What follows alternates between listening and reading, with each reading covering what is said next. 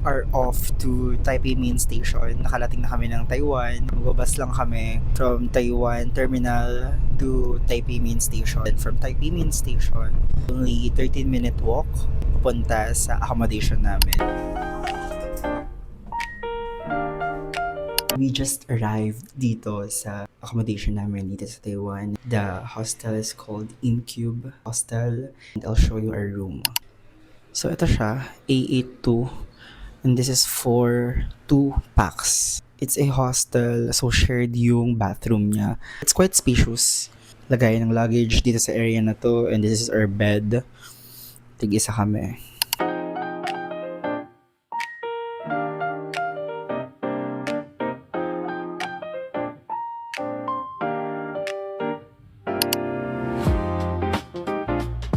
Good morning, Taipei! We're currently here at Simending and mag-explore lang kami. We'll find a restaurant para mag-lunch.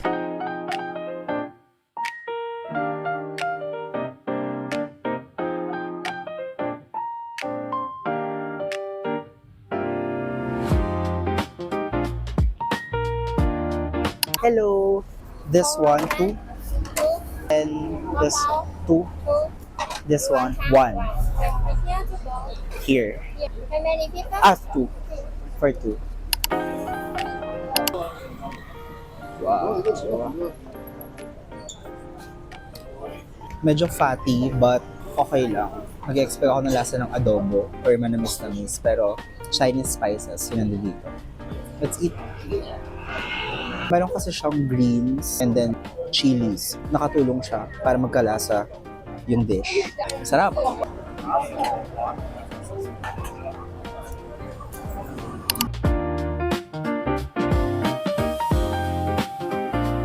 Punta lang dapat kami ng net, pero dadaanan namin tong GU and Uniqlo. So, bumili na ako kasi meron akong ina-eye na bag sa GU. And nakita ko siya dito. Pinula ko siya for only 790 NTD. Plus, may nakita din ako naka-sale na shirt. So, I got one.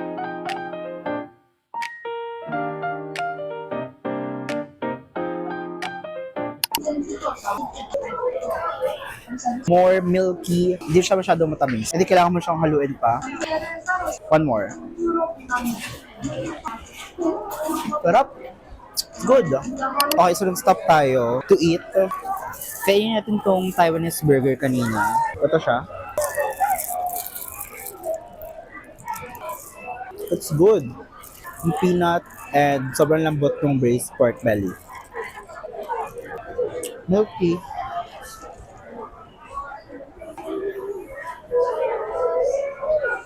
Sarap. First na ito-try natin itong garlic pepper bun dito sa Raho Night Market. Putang init.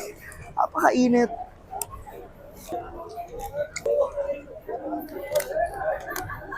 Woo!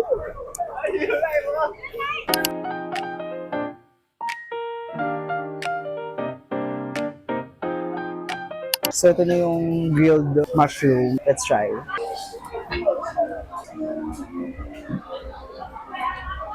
Masarap. Kasi siyang scallops. Para siyang scallops yung texture niya.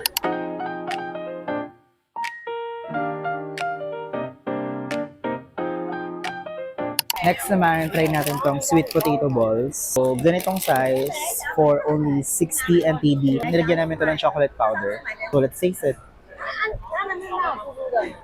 Ang sarap, buto na lang. Nilagpasan namin yung mga natitinda doon kasi dito, fresh yung pagkakagawa. So, mainit pa. Sarap.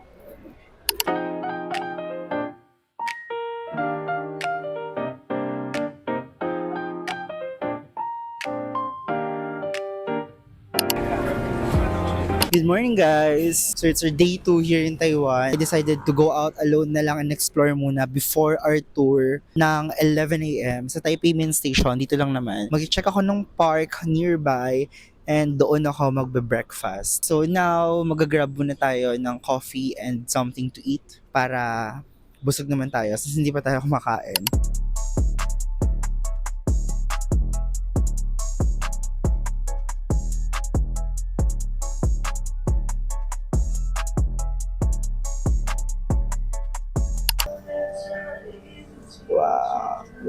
So let's taste it.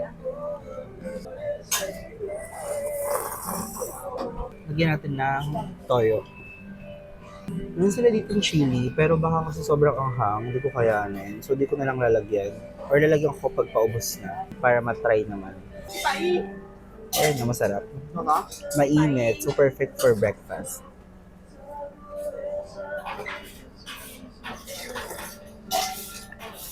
Right decision, hindi ko agad nilagyan ng maanghang. Towards the end ko na lang nilagyan kasi sobrang anghang niya. Unti lang yung nilagay ko, but grabe, sobrang spicy.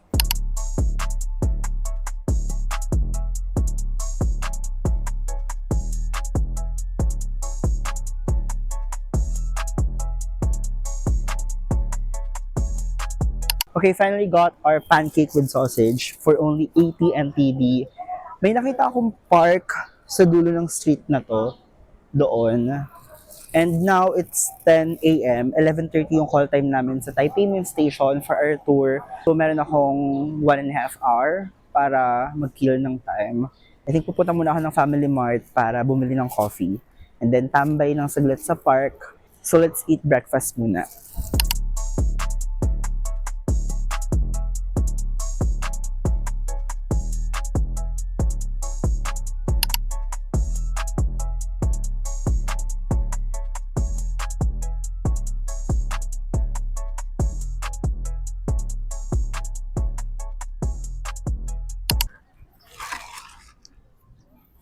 Okay, taste test.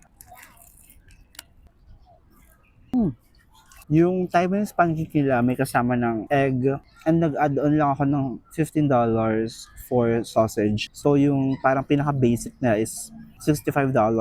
But if you add some add-ons, pwedeng cheese, sausage, ano pa ba yung nandun kanina? Pork floss. So add lang kayo, 65 plus 15. Ito yung sausage is additional $15, kaya siya nagtuto ng $80. Masarap. A little bit oily, gets naman kasi it's fried. Pero sobrang dami niya, ang laki niya oh.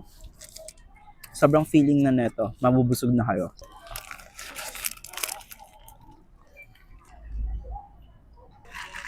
Normal, cafe latte. This one, yung pancake with sausage. Ang sarap, lalo na nung nakagat ko yung sa bandang gitna, andun yung mga feeling niya. Ang sarap, be. Gusto ko pa. Ang sarap.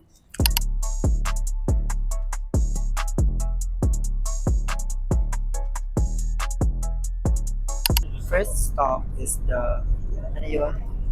Yulin Geopark, yung mga bato-bato. So, hindi included yung admission ticket doon. So, we bought ours sa Klook for only 220 pesos. And if hindi ka naman bumili ng admission ticket via Klook, she can collect, our tour guide will collect 120 NTD kung gusto mong pumasok doon sa resort. So, it's about 1 hour from Taipei Main Station going to Yulin Geopark. So, rest muna tayo and then see you later doon.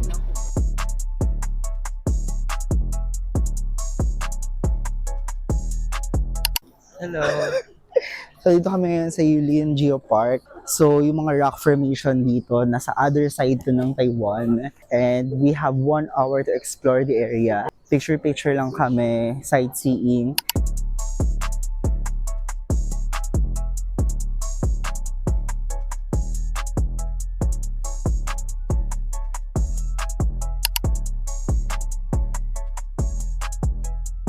Hello, one please. Hindi mo kailangan ng sausage. Sure. Yay.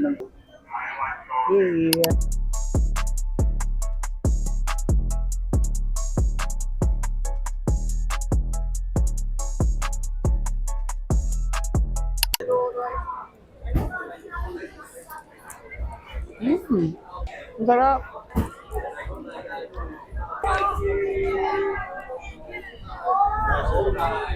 I love it.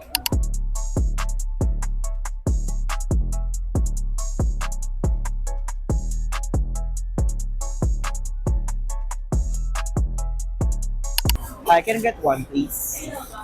Here. Sachet. Okay, got the goods. So, tikman natin.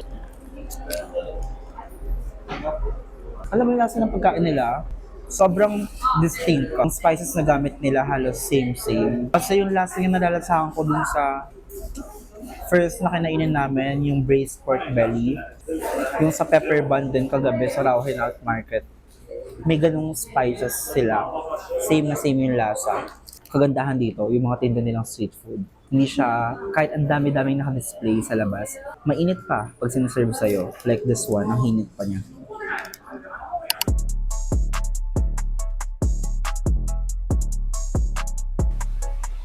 Hello! So here we are at Shifan Waterfalls.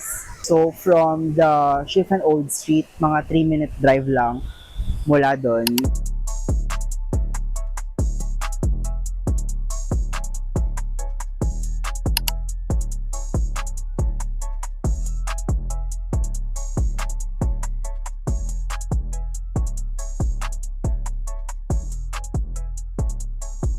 Hello! So, nandito na kami sa Jufen. Foggy yung area, paakyat. Nasa mountain area kasi kami ng Taiwan.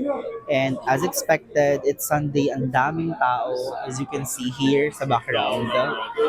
Sobrang daming tao, pero again, patience kasi pare-parehas naman kayong turista dito. Pagdating sa mga picture spots, bigayan lang talaga. Kailangan matyaga ka lang pumili sa mga pictures and photo spots. We are back again dito sa Simending. Kanina, nag-Taiwanese sausage kami for 35 NTD and now pumunta kami ng Singfutang para bumili naman ng Xiaolongbao. This is only 120 NTD. Hindi na ako nag-milk tea kasi masyado siyang matamis hindi naman siya sobrang tamis pero matamis is malamig. So, alanganin sa lalamunan ko. At yung Xiaolongbao. Ang init pa. Wow. Okay, tikman na natin. Xiaolongbao ng Shinfutang.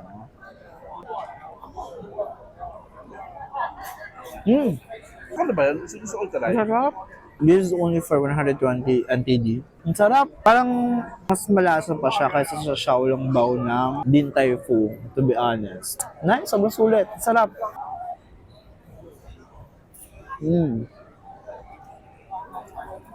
So good. Sarap. Finally, we're gonna try stinky tofu. Jai. Hindi na lang rin ka makakain na rin. This is only for 80 NTD. Let's go.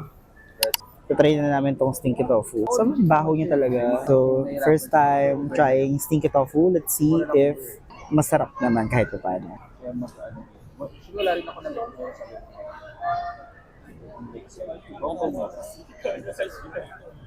Sobrang intimidating nung naamoy, to be honest. Kasi kung yung amoy pa rin ng mga naamoy kong stinky tofu last time, hindi ko try ito ngayon. Pero this time, tolerable. So, sarap. Parang siyang normal na luto ng tofu lang na may konting asim. Pero dun sa sauce na ginamit nila, matamis-tamis. So, nababalance niya yung lasa. Let's try another one. Sabado lang. Hindi na rin.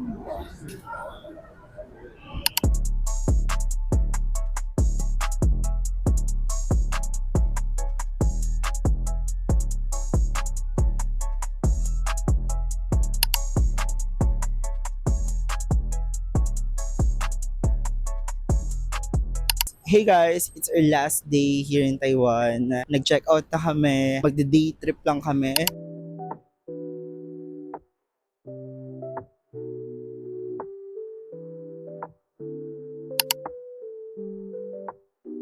Hello, so we're here at Lao Shandok, Michelin recommended restaurant dito sa Taipei. So, order lang kami ng half beef and tendon noodle as well as chive and pork dumplings. Ito yung menu nila. This one and chive and pork dumplings. 5 pieces. Here's our order.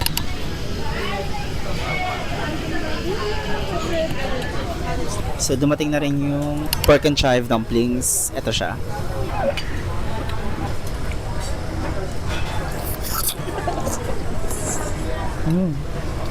Tikman natin yung soup. Kasi nalasahan ko na. Ang sarap. Sobrang lasa nung tendon.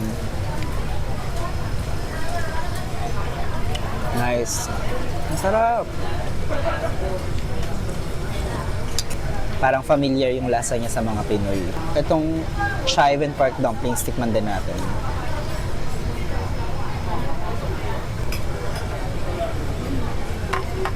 Mas consistent siya naman. Ang sarap. Medyo makapal lang yung wrapper yung dumpling. Pero yung laman, flavorful. Good.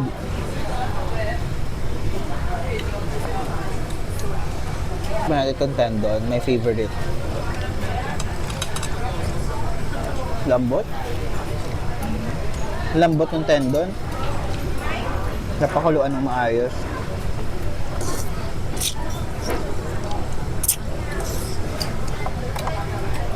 Nice. Hello, so we're back dito sa accommodation namin. Nagpaiwan na kami ng maleta kanina and now mag-rearrange na ako ng mga gamit kasi later pupunta na kami ng airport. Nag last minute shopping lang kami. Binigyan ko lang yung mga pasalubong ko na nabili nung first day. So additional pa yung apple cake and mga mochi. Tapos bumili rin ako ng coffee. So let's try yung Taiwanese coffee nila dito, yung mocha flavor.